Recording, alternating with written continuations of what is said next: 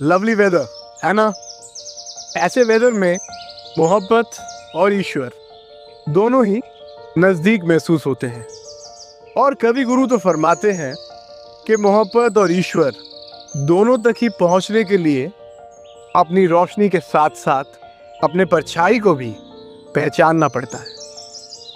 कवि गुरु फरमाते हैं, একলা আমি বাহির হলাম তোমার অভিসারে, একলা আমি বাহির হলাম তোমার অভিসারে, সাথে সাথে কে চলে মোর নীরব অন্ধকারে, ছাড়াতে চাই অনেক করে ঘুরে চলি যাই যে সরে, মনে করি আপদ গেছে আবার দেখি তারে, একলা আমি বাহির হলাম তোমার অভিসারে, ধরণী সে কাঁপিয়ে চলে ভীষণ চঞ্চলতা, সকল কথার মধ্যে সে চায় কইতে আপন কথা, সে যে আমার আমি প্রভু, লজ্জা তাহার নাই যে কভু, তারে নিয়ে কোন লাজে বা যাব তোমার দ্বারে, একলা আমি বাহির হলাম তোমার অভিসারে।